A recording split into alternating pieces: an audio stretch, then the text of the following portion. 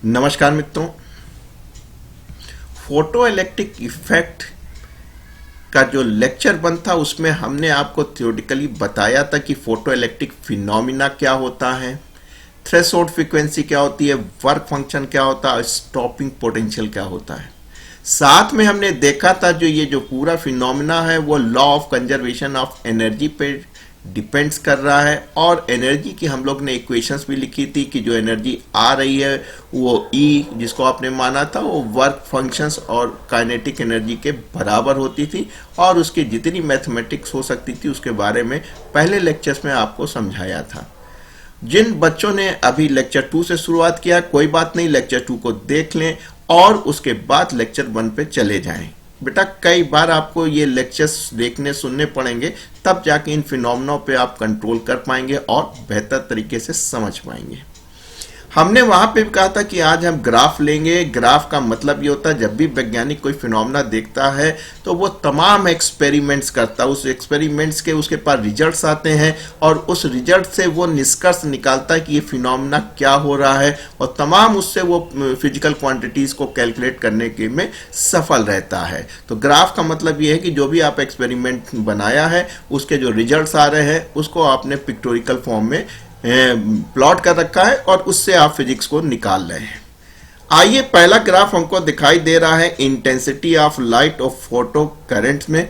हमारे सामने एक डायग्राम भी दिख रहा है, इसका हम यूज कर सकते हैं इस ग्राफ को समझने में कि ये हमारी इंसिडेंट लाइट आ रही, जिसमें आपने देखा था पिछले लेक्चर में फोटॉन आ रहा था। ये फोटोसिंथेसिस सरफेस थी जिसके अंदर इलेक्ट्रॉन्स था, और ये इलास्टिक कोलिजन होता है फोटॉन का इलेक्ट्रॉन से।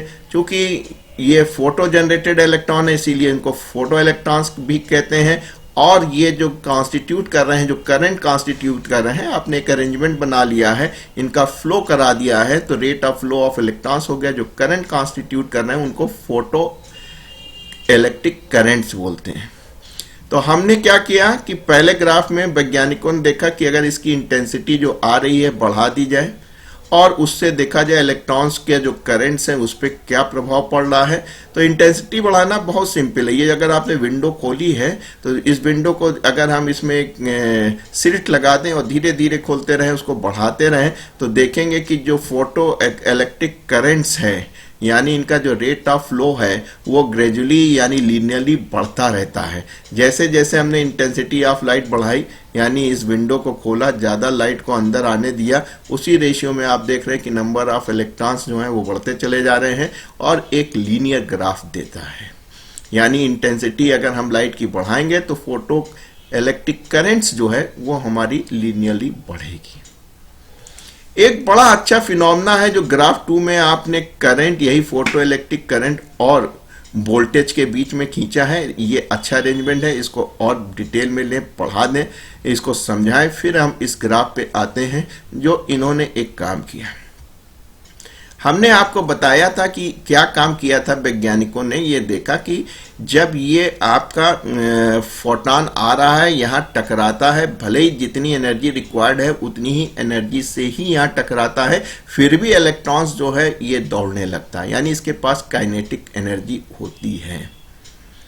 भले ही इसके पास थ्रेशोल्ड फ्रीक्वेंसी से आ रहा हो, ये इसके पास उतना वर्क फंक्शन हो, उसके बाद भी ये स्पॉन्टेनियस फिनोमेना देखा गया कि जैसे ही उसको वर्क फंक्शन मिला और इलेक्ट्रॉन बाहर की तरफ निकला, यानी कि आप कह सकते हैं कि इलेक्ट्रॉन्स जो है वो पैदा होते ही दौड़ने लगता है।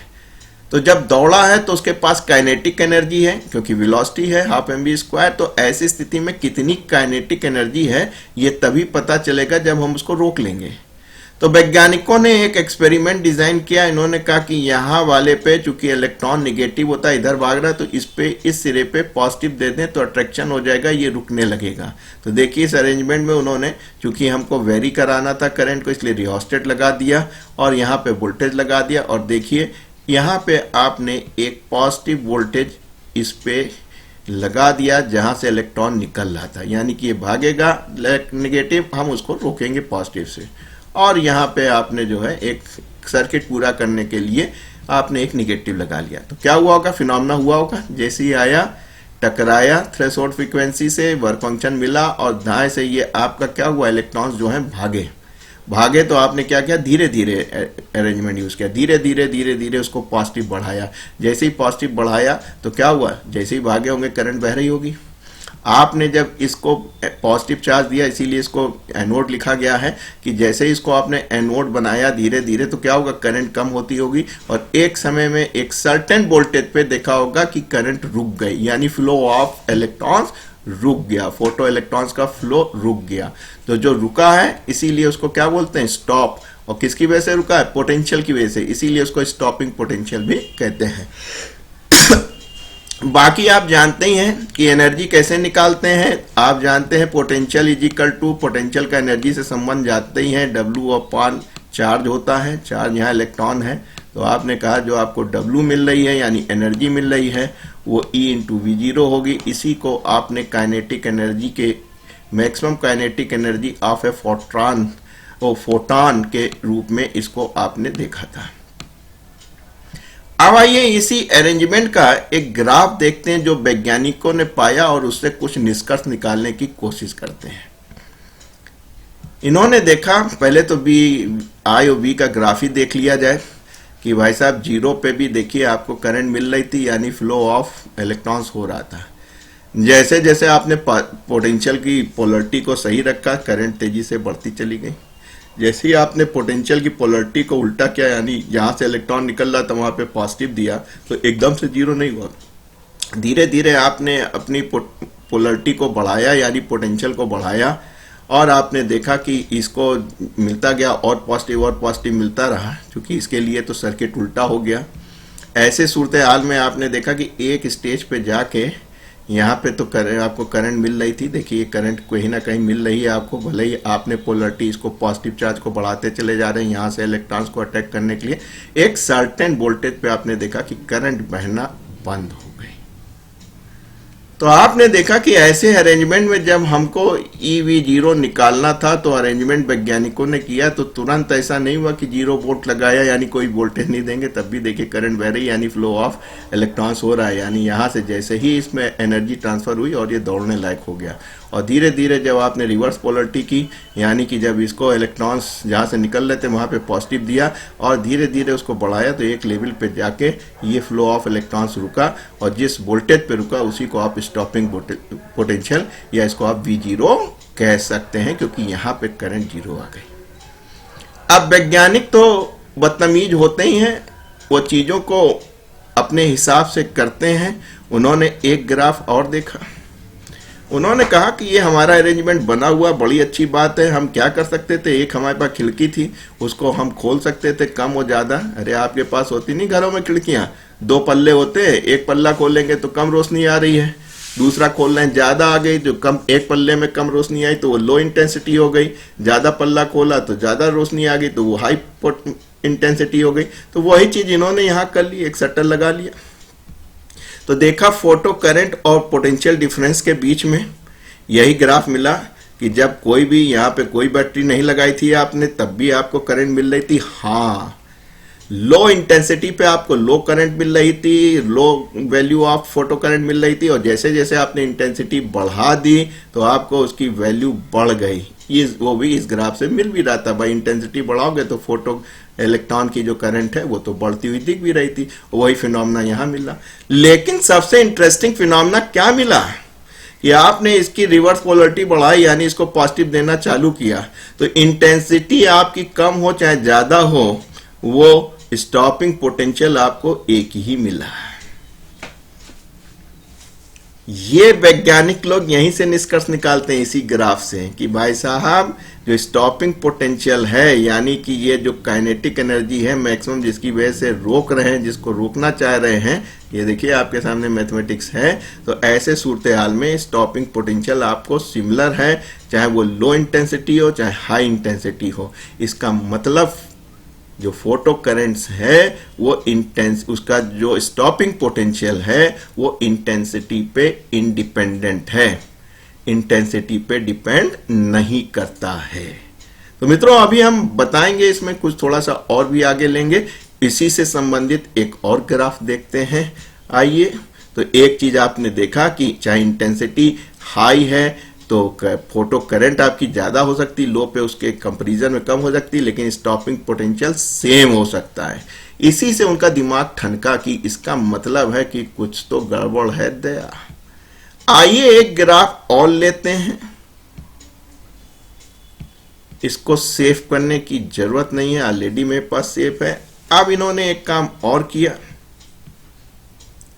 इन्होंने क्या किया कि वो फोटो करंट ली और वोल्टेज ली। अब की बार उन्होंने क्या किया, इसमें बहुत ज्यादा क्लियर कट आपको दिख नहीं रहा है, हम इसको बल्कि एक ग्राफ को, इसमें हम आपको अपना एक ग्राफ बना के दिखाते हैं। मैंने कहीं से इसको बारो किया था, सौजन्य से मुझे नहीं मालूम, लेकिन धन्यवाद मैं दे दूंगा जिस बेचारे ने मेहनत की है।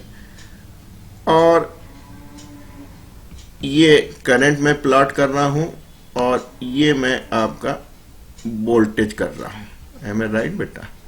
थोड़ा इधर ज्यादा कर लूं तो ज्यादा बेहतर रहेगा। आप देखिए करना क्या चाहता हूं, मैं आपको दिखाना चाहता हूं, वहां तो इंटेंसिटी वेरी कर रहे थे, लेकिन ध्यान दीजिएगा वहां पे फ्रीक्वेंसी कांस्टेंट थी, जो इंसिडेंट लाइट आ रही थी उसकी फ्रीक्वेंसी कांस्टेंट थी। यहां पे फ्रीक्वेंसी वेरी करेंगे, यानी हम कह रहे हैं कि हम फ्रीक्वेंसी वेरी करेंगे इस ग्राफ में। जो वैज्ञानिकों ने देखा कि फ्रीक्वेंसी वेरी करा दी और बेटा इंटेंसिटी को कांस्टेंट रखा। थोड़ा रंग बदल दें आपका, इंटेंसिटी को आपने इंटेंसिटी को कांस्टेंट रखा, इंटेंसिटी जो है उसको कांस्टेंट रखा, यानी इंटेंसिटी नहीं बदली। और डिफरेंट फ्रीक्वेंसी इंसिडेंट लाइट की हम लोग ने इसको गिराया वैज्ञानिकों ने, तो उनको एक ग्राफ ऐसा दिखाई दिया। इंटेंसिटी क्या बता रहा है? इंटेंसिटी आपकी करंट का सैचुरेशन करंट बता रहा है। तो उन्होंने देखा कि एक पर्टिकुलर फ्रीक्वेंसी के लिए ये ग्राफ मिला, बहुत अच्छा नहीं आ रहा है लेकिन फिर भी चलने दीजिए। दूसरा ले लें, दूसरी फ्रीक्वेंसी के लिए उन्होंने देखा कि ग्राफ ये आ रहा है लेकिन ये एक ही है ऑलमोस्ट। और तीसरी फ्रीक्वेंसी ले लें, तीसरी फ्रीक्वेंसी के लिए ले लिया, थोड़ा सा काला वाला बढ़ाना पड़ेगा। आप देख रहे हैं ये अच्छा नहीं बन रहा है, लेकिन ये मान लीजिए सब एक है। कहना क्या चाह रहा हूं मैं बेटा कहना ये चाह रहा हूं कि ये हमारी अगर ग्राफ है, ये करंट प्लॉट कर रहा हूं मैं, जाहिर सी बात है कौन सी करंट होगी, यही वाली फोटो इलेक्ट्रिक करंट, और ये उसका स्टॉपिंग पोटेंशियल वाली है। ये आपको मान लीजिए आपने कहा कि साहब ये हमारा V0 है और ये स्टॉपिंग पोटेंशियल हमारा दूसरी का था, V2 का था, डिफरेंट फ्रीक्वेंसी पे था। और ये आपका जो था, थोड़ा सा इसको बढ़ा ले अपना इस लाइन को, तो आपको दिखाई देगा कि हाँ भाई यहीं पे गिरा था, स्टॉपिंग पोटेंशियल तीसरा था। निष्कर्ष क्या बताना चाह रहा हूं, वैज्ञानिकों ने देखा कि अगर हम कह दें कि साहब इसकी फ्रीक्वेंसी हमारी 1 थी, इसकी फ्रीक्वेंसी 2 थी और इसकी फ्रीक्वेंसी 3 थी, तो वैज्ञानिकों ने क्या देखा कि जिसकी फ्रीक्वेंसी ज्यादा थी उसका स्टॉपिंग पोटेंशियल ज्यादा था, यानी कि nu3 is greater than nu2 is greater than.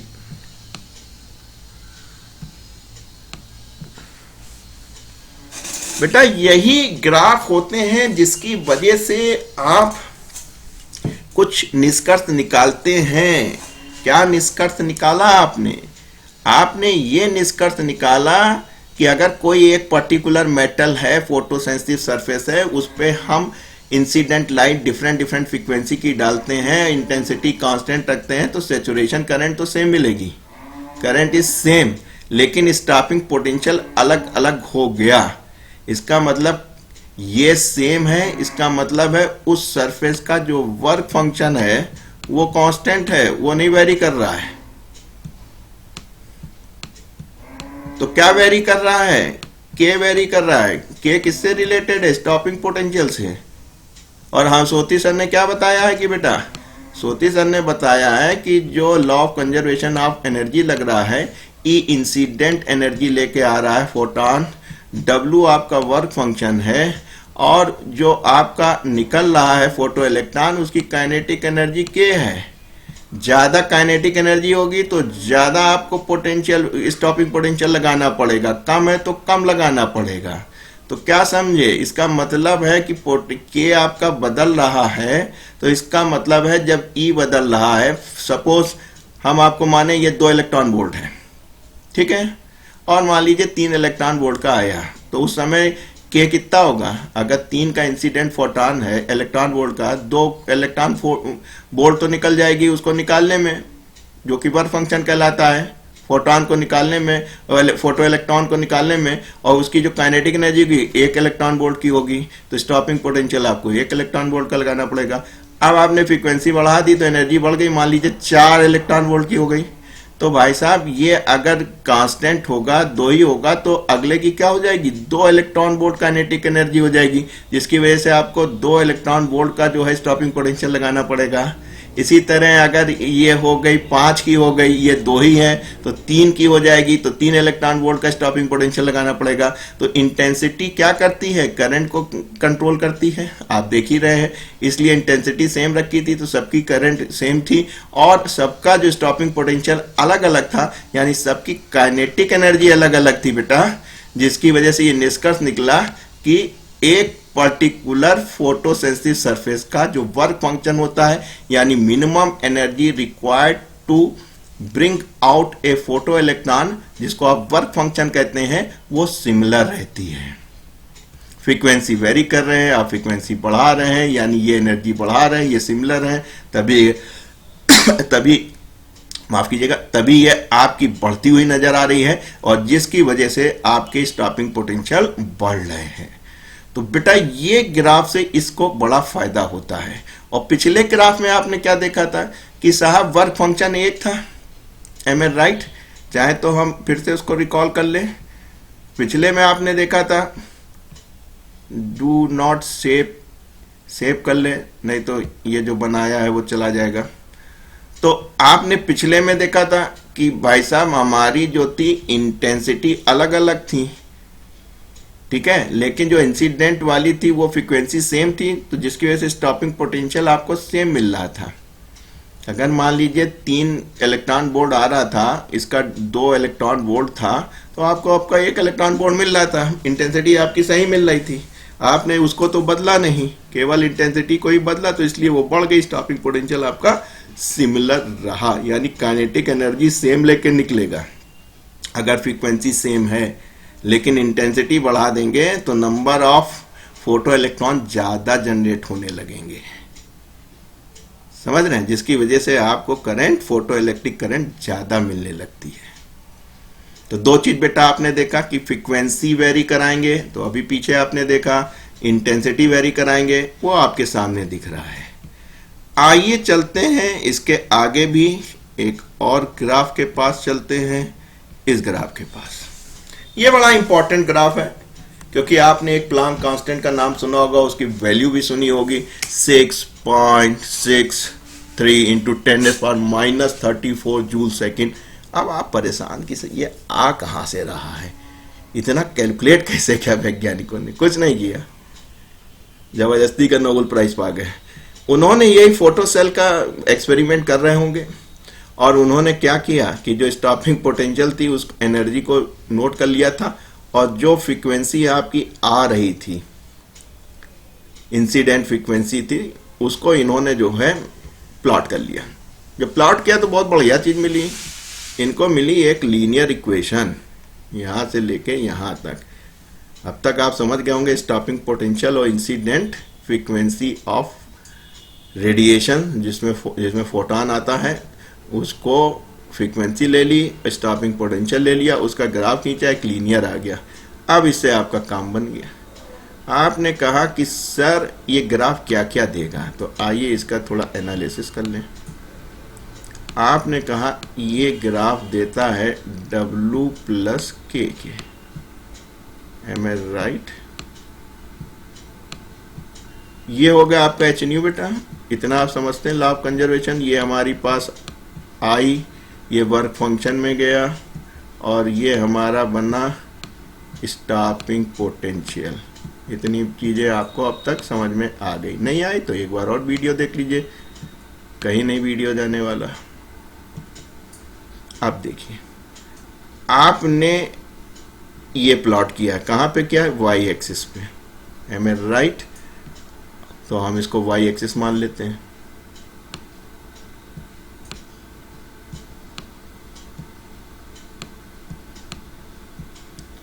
ये वाई एक्सिस हो गई आपकी, और ये क्या है? ये फ्रीक्वेंसी आपकी ये है, तो आपने कहा हमारा ये एक्स एक्सिस हो गया, और इसको इधर ले जाओ, सॉरी इधर ले जाओगे तो बेटा ये माइनस हो जाएगी। बस आप समझ गए होंगे कि मैं करना क्या चाह रहा हूं। मैं आपको ये बताना चाह रहा हूं कि भाई साहब, अगर थोड़ा सा रंग बदल लें, ये पूरी चीज आपकी एनर्जी आ गई वाई एक्सिस पे। एच प्लैंक कांस्टेंट था, उसको हम कांस्टेंट यानी एक एम मान ले। ये आपका एक्स हो गया। Again H constant, mu zero constant बदल नहीं रही है, उसको सी कर देते हैं, एक टोटल कांस्टेंट सी मान लेते हैं। तो ये क्या बन गया? y बराबर एम एक्स प्लस सी, यानी कि ये एक क्या बन गई बेटा? एक स्ट्रेट लाइन बन गई। स्ट्रेट लाइन बन गई जिसका स्लोप जो है m है और वो पॉजिटिव है। ये हो गया आपका स्लोप। होता है कि नहीं होता है स्ट्रेट लाइन में? और देखिए एक इक्वेशन जो आपकी ये है वो एक स्ट्रेट लाइन को रिप्रेजेंट कर रही है बेटा, तो इसको करेगी तो इससे कंपेयर कर लिया, ये y था, ये आपका x था, तो h क्या हो गया? स्लोप हो गया। अगर आप इस ग्राफ को प्लॉट करते हैं, स्लोप निकाल लेते हैं, तो क्या निकाल लेते हैं बेटा? प्लैंक कांस्टेंट h, इसी से निकाला था उसने, और ये दिया भी इन्होंने। स्लोप मतलब ग्रेडियंट, ग्रेडियंट मतलब प्लैंक कांस्टेंट। दूसरी बात, अब देखिए इंटरसेप्ट हो गया। इंटरसेप्ट किसको दे रहा है बेटा? ई न्यू जीरो। ई न्यू जीरो क्या है? वर्क है, वर्क फंक्शन है। जाहिर सी बात है निगेटिव जा रहा है आपका, क्योंकि ये आपकी जो इक्वेशन होती है तो वो तो फिजिकली क्या होती है? y बराबर एम एक्स प्लस सी। यहाँ आपको m मिल गया स्लोप h, और c क्या मिल गया है? माइनस के टर्म में मिल चुका है h न्यू जीरो, जो कि क्या हो गया? माइनस w हो गया। यानी कि इस लाइन को जब हम खोलेंगे और जब ये माइनस वाई एक्सिस पे मिलेगी, तो वो वाला पॉइंट जो y इंटरसेप्ट होगा वो किसको रिप्रेजेंट करेगा? वो रिप्रेजेंट करेगा एक वर्क फंक्शन को। जी मैम, जी बढ़िया है, बताइए। अच्छा अच्छा, कहीं बिजी होंगे इस समय भी हम रिकॉर्डिंग कर रहे हैं, जल्दी बताइए। 4 बजे आना है? ठीक ठीक, मैं आ जाऊंगा मैम। ठीक, थैंक यू। तो चलिए, थोड़ा सा टीवी पे भी कार्यक्रम करना पड़ता है, उसको भी समय देना पड़ता है, आपको भी समय दे रहा हूं। तो क्या निकला? सी जो है आपका इंटरसेप्ट आ गया, यानी कि डब्ल्यू सी वर्क फंक्शन आपका निगेटिव आ गया। यानी कि किसी भी मेटल का अगर हमको वर्क फंक्शन निकालना है तो उसमें जादूगरी नहीं करनी है, उठा के उसका जो है ग्राफ प्लॉट कर लीजिएगा, और ई एनर्जी ई जीरो के साथ साथ इसका इंसिडेंट फ्रीक्वेंसी का कीजिएगा, आपको स्ट्रेट लाइन मिलेगा जहां पे इंटरसेप्ट कर रहा है, वही आपको मिलेगी थ्रेशोल्ड फ्रीक्वेंसी। इसके बाद ही जो है करंट बहनी चालू हुई, यहाँ तक कोई करंट नहीं बहेगी। और जब इसको इंटरपोलिएट कर दिएगा, आगे बढ़ा दीजिएगा, जहां आपकी वाई एक्सिस पे काटेगा बेटा, वहां पे उस सब्सटेंस का, उस मेटल का आपको वर्क फंक्शन मिल जाएगा।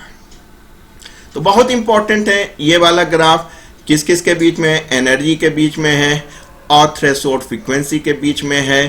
तो जाहिर सी बात है कि ऐसे सूरत हाल में आपको क्या मिल रहा है? यहाँ से 2 चीज मिल रही है। एक तो थ्रेशोल्ड फ्रीक्वेंसी, जहाँ से करंट बहना चालू होगी, दूसरा आपको h स्लोप दे रहा है, उससे प्लैंक कांस्टेंट निकल रहा है, और तीसरा इंपॉर्टेंट क्या है आपके पास? Work functions. वैज्ञानिक बड़े बदतमीज होते हैं क्योंकि उनका दिल मानता नहीं है। उन्होंने कहा कि अच्छा ये तो बड़ा बेहतरीन ग्राफ मिल गया मित्रों, लाओ इसको थोड़ा आगे बढ़ाएं, आगे चलते हैं। और उन्होंने एक ग्राफ और देखा। सेव कर लीजिए, काम देगा। उन्होंने क्या करा, कहीं न एक से ज़्यादा मेटल ले लें। उन्होंने 2 मेटल ले लिए जो फोटो इलेक्ट्रिक फिनोमेना को फॉलो करते हैं, वही उन्होंने अपनी एनर्जी को देखा और वही इंसिडेंट फ्रीक्वेंसी किया। तो इन्होंने देखा कि यहाँ से आपकी बढ़नी चालू हुई, लीनियर हुई, यानी बिल्कुल ठीक चल रहा है, पहला ग्राफ मिल रहा है। एक्सटेंड कर दिया तो उनको डिफरेंट मेटल के वर्क फंक्शन मिल गए। यहाँ से उन्होंने देखा कि स्लोप बराबर था, इसीलिए जो स्लोप से जो बेटा पीछे आपको दिखाया था एच मिल रहा था, यानी प्लांक कांस्टेंट था। हाँ, जो थ्रेशोल्ड फ्रीक्वेंसी थी वो मेटल की अलग अलग थी, यानी थ्रेशोल्ड फ्रीक्वेंसी जिससे कि फोटो इलेक्ट्रिक फिनोमेना एग्जिस्ट कर सकता है वो बेटा अलग अलग आपको मिली थी, वर्क फंक्शन भी अलग अलग मिला था, लेकिन जो एच प्लांक कांस्टेंट था वो सिमिलर था। तो कुल मिला के ये जो ग्राफिकल रिप्रेजेंटेशंस आपका एक्सपेरिमेंट का है, इतनी चीज को आपको ज्ञान होना चाहिए, इसी से आपके तमाम सारी जानकारी और चीजें आगे निकलेंगी। तो मित्रों, फिलहाल आज के लिए इस टॉपिक के लिए इतना काफी है। आगे फिर एक किसी नए टॉपिक या इसी को एक्सटेंड करते हुए आगे मिलेंगे। तब तक के लिए इजाजत दीजिए। नमस्कार।